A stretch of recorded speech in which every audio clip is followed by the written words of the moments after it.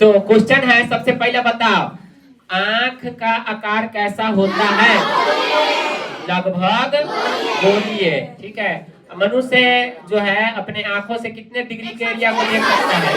180 degree के area को अपने आराम से देख सकता है। ठीक है, चलो बताना आंख के सबसे ऊपरी परत को क्या कहते हैं? श्वेत पटल। आगे जाकर थोड़ा सा उभरा हुआ होता है जिसे क्या कहते हैं? कॉर्निया कहते हैं। श्वेत पटल के बाद वाला जो परत होता है उसे क्या कहते हैं? कॉर्वाइड कहते हैं। और वही कॉर्वाइड आगे जाकर दो भागों में विभाजित हो जाती है, जो क्या बनाती है? आइरिस बनाती है। याद हो गया? अब कहोगे आइरिस में एक क्या होता है? छिद्र होता है जिसे हम लोग क्या कहते हैं? पुतली कहते हैं। आंख के सबसे भीतरी परत को रेटिना कहते हैं। क्या कहते हैं? रेटिना कहते हैं। किसी वस्तु का प्रतिबिंब आंख के जिस भाग पे बनता है वह भाग का नाम क्या है? रेटिना पर बना हुआ प्रतिबिंब कैसा होता है? काल्पनिक की वास्तविक? काल्पनिक की वास्तविक? वास्तविक। और उल्टा की सीधा? उल्टा होता है। ठीक है, रेटिना से जुड़े हुए दो तंतु का नाम बताइए। क्षण तथा शंकु। क्षण तथा शंकु। याद हो गया ना? दो क्वेश्चन और है जो इम्पोर्टेंट है। नेत्र लेंस तथा कॉर्निया। नेत्र लेंस तथा कॉर्निया के बीच भरे द्रव को क्या कहते हैं? गलत, सोच के बोलो। नेत्र लेंस तथा कॉर्निया, उसके बीच में भरा हुआ द्रव नेत्रोद कहलाता है। अब देखो, नेत्र लेंस तथा रेटिना, इसके बीच में भरा हुआ द्रव क्या कहलाता है?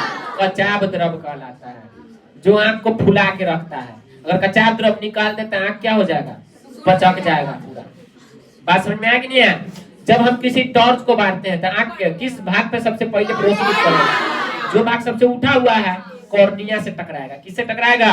कॉर्निया से टकराएगा। ठीक है, तो ये सब ऑब्जेक्टिव है। अच्छा, आंख के मुख्यतः 8 भाग है।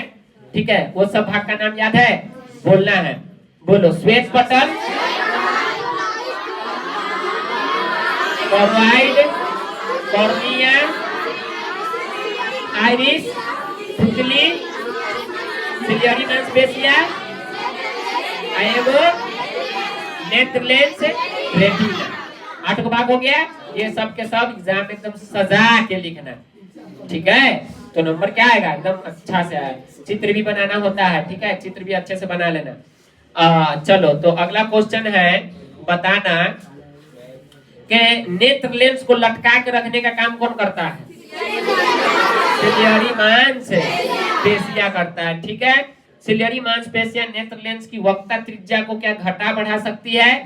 बिल्कुल घटा बढ़ा सकती है। और वही सिलियरी मांसपेशिया कमजोर हो जाती है तो नेत्र के फोकस दूरी को जो है वह एडजस्ट नहीं कर पाता है, जिसके कारण तरह तरह के बीमारियां आंख में आ जाता है।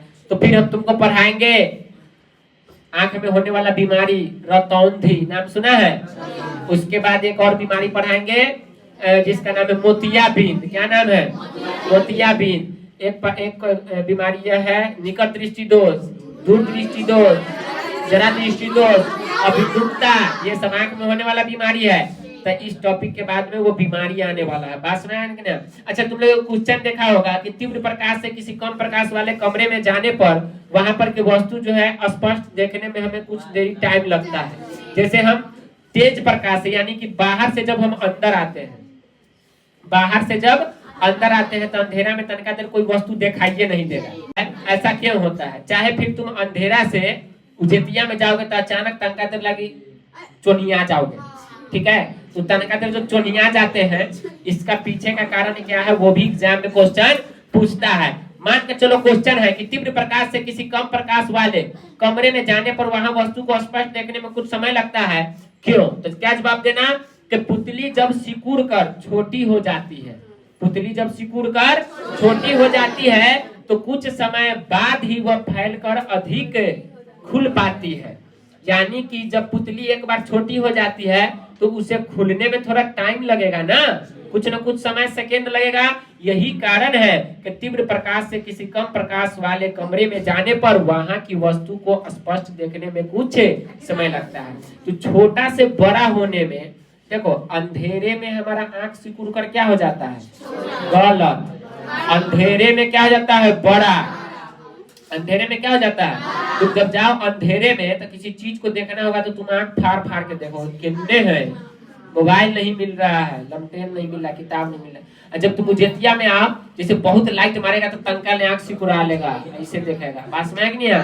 तो देखो, तो जब हम उजेतिया में थे तो हमारा आंख सिकुड़ा हुआ था, अचानक हम कहाँ आ गए, अनहरिया में। तो आंख बड़ा होगा तो छोटा से बड़ा होने में कुछ सेकंड समय लगेगा ना, यह कुछ सेकंड तुमको कुछ दिखाई नहीं देगा।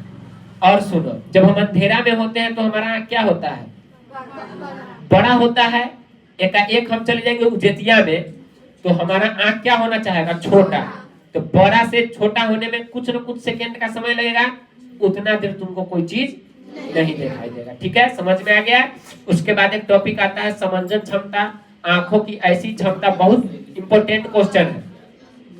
आंखों की ऐसी क्षमता जिसे नेत्र लेंस की फोकस दूरी अपने आप क्या कर सकती है, बदलती है, उसे ही हम लोग क्या कहते हैं, समंजन क्षमता कहते हैं। सामान्य आंख के लिए उसकी समंजन क्षमता 4D होता है, ये याद रखना। सामान्य आंख के लिए उसका समंजन क्षमता कितना डायोप्टर होता है, 4 डायोप्टर। कितना डायोप्टर, तो एग्जाम में मान के चलो क्वेश्चन पूछेगा, बताइए सामान्य आंख के लिए उसका समंजन क्षमता कितने डायोप्टर का होता है, 4 डायोप्टर। उम्र कितना हो जाए, 40 के पार चला जाए तो उसका जो आंख का समंजन क्षमता होता है वह धीरे धीरे घट जाता है।